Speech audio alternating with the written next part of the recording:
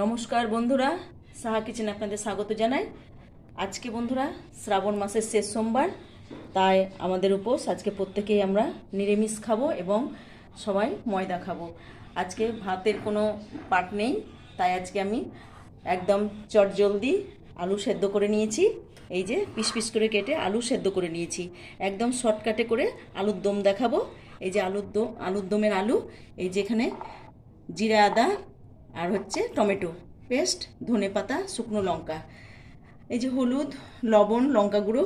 কীভাবে আমি ভিডিওটা করছি বন্ধুরা, আর এখানে আমি ছাতুর আজকে কচুরি করে দেখাবো, ছোলার ছাতুর কচুরি। এটাই আমাদের দুপুরের আজকে খাবার। কিভাবে করছি ভিডিওটা বন্ধুরা আপনারা দেখতে থাকুন, ভালো লাগবে। কড়াই আগেই বসিয়ে দিয়েছি, কড়াই আমি এবার তেল দিয়ে দেবো।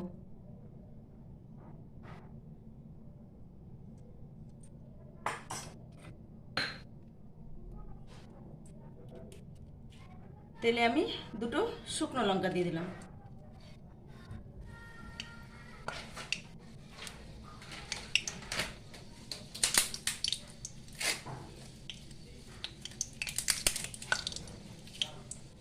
দুটো তেজপাতা দিয়ে দিলাম।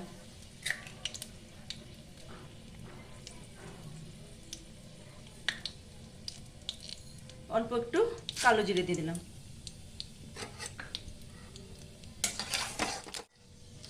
এই যে ফোড়নটা ভালোভাবে নাড়াচাড়া করা হয়ে গেছে, এবার আমি মশলাটা ভালো করে কষিয়ে নেব। এখানে বন্ধুরা দুটো টমেটো আছে বলে মশলা খুব বেশি লাগছে, মশলা বেশি নেই।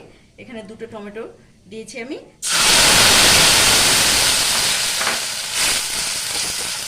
মশলাটা ভালো করে কষিয়ে নেব, তারপরে আমি সেদ্ধ করে রাখা আলুটা দিয়ে দেব।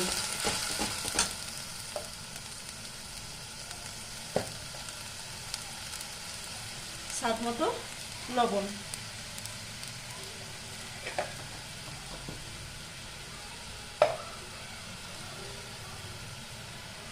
পরিমাণ মতো হলুদ,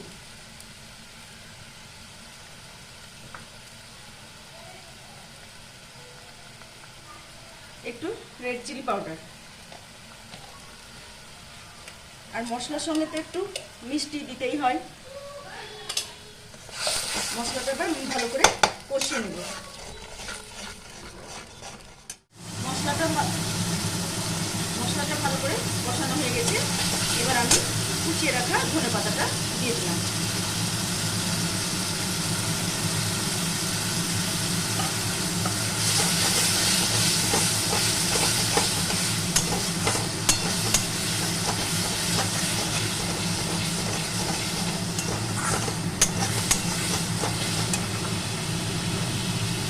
এবার সেদ্ধ করে রাখা আলুর টুকরোগুলো আমি এবার ভালো করে নাড়াচাড়া করে নিই।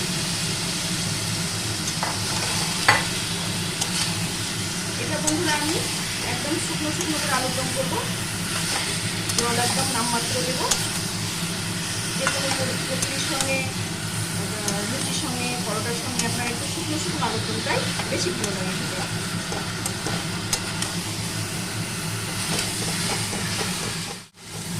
এই যে আলুর সঙ্গে মশলা ভালো করে কষানো হয়ে গেছে বন্ধুরা। এখানে আমি চিড়ে কাঁচা লঙ্কা দিলাম না, তার কারণ আমি মশলার সঙ্গে 4টে লঙ্কা বেটে নিয়েছি। আমি এবার অল্প করে একদম নামমাত্র জল দেবো।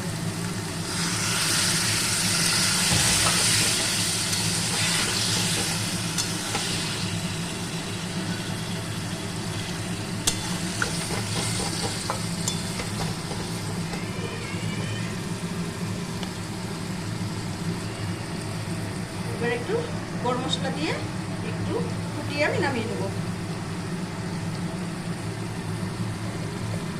কত তাড়াতাড়ি ঝটপট আলুর দম হয়ে গেল।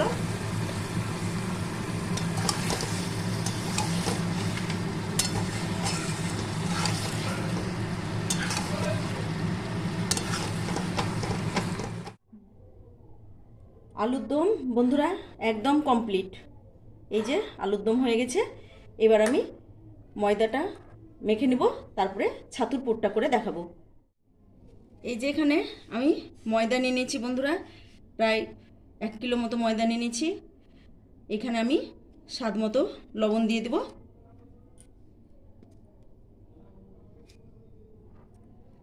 স্বাদ মতো লবণ,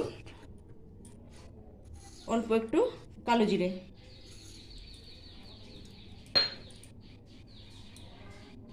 এখানে একটু বেশি পরিমাণে আমি সাদা তেলের ময়ামটা দিয়ে দেব।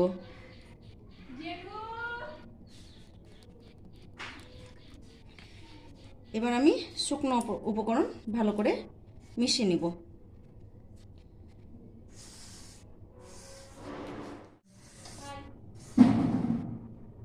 এই যে বন্ধুরা, ময়ামটা আমি খুব ভালো করে দিয়ে নিয়েছি, ভালো মতো ময়াম দেওয়া হয়ে গেছে। এবার আমি অল্প অল্প জল দিয়ে একটা ডো বানিয়ে নেব।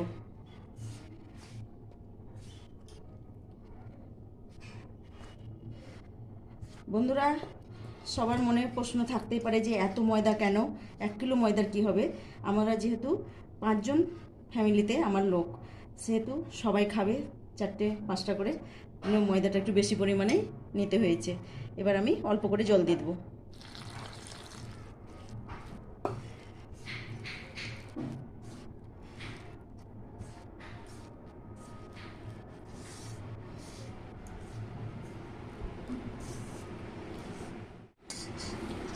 বন্ধুরা দেখুন, এই যে ময়দাটা আমি খুব ভালো করে মেখে নিয়েছি, একটা শক্ত করে ডো বানিয়ে নিয়েছি। এটা আমি 10-15 মিনিটের জন্য আমি একটা ঢাকা দিয়ে রেখে দেবো।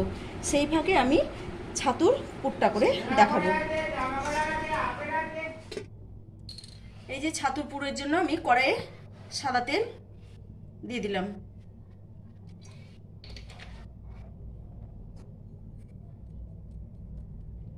অল্প একটু কালো জিরে দিয়ে দিলাম।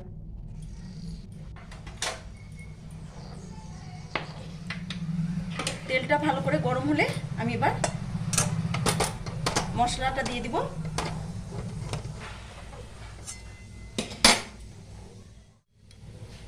এই যে এখানে 4টে কাঁচা লঙ্কা, অল্প পরিমাণে লবণ আর অল্প আদা, এটা বেটে নিয়েছি আমি শিলে। এটা আমি তেলের উপর দিয়ে দিলাম। 1 চামচ জিরে গুঁড়ো দিয়ে দিলাম।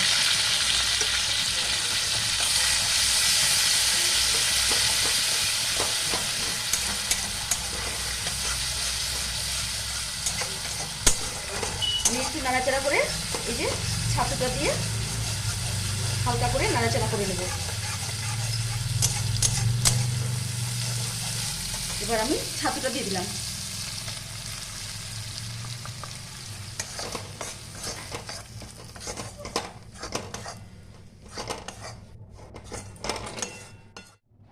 এই যে বন্ধুরা, আমি 10 মিনিট পরে ফিরে এসে এই যে লেচি কেটে নিয়ে এই যে একটু বাটি করে যে ছাতুর পুরটা আমার রেডি। ছাতুটা এবার আমি এখানে দিয়ে দেব। বাটিটা একটু বড় করতে হবে অবশ্য।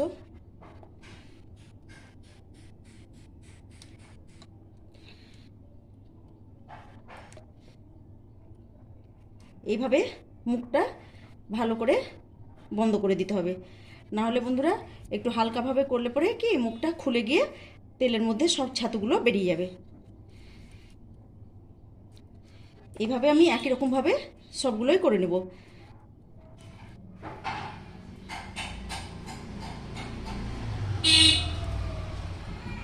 এইভাবে একটু চেপে দিলে আর মুখটা খোলার কোনো সম্ভাবনা থাকবে না।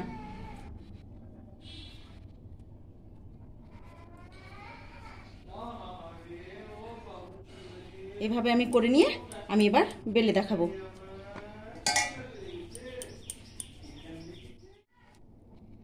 এই যে পুরভরা লেচি আমি এবার বেলে দেখাচ্ছি। এটা একটু হালকা হাতে বেলতে হবে।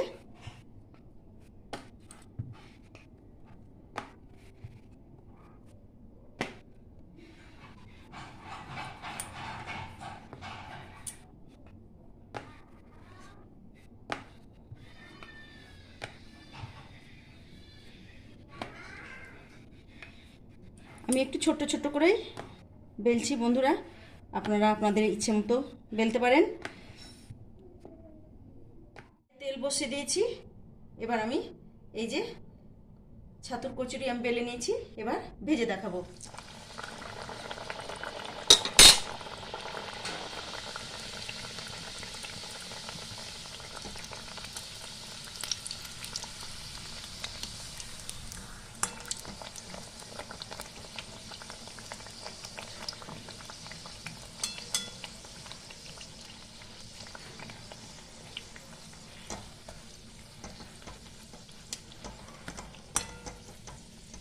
এই যে একটু লালচে হয়ে গেছে, সুন্দর ফুলে গেছে, কি সুন্দর একদম বলের মতো হয়ে ফুলে গেছে। আমি এভাবে পরপর ভেজে নেব।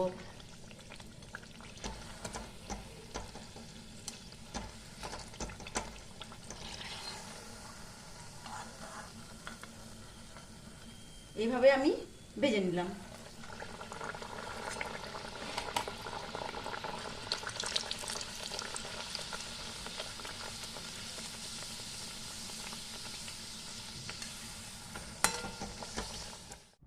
বন্ধুরা, সাহা কিচেনের এই যে ছাতুর কচুরি, আলুর দম আর পান্তুয়া একদম কমপ্লিট।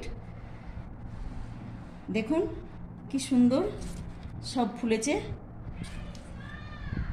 দেখুন কত সুন্দর কালার এসেছে।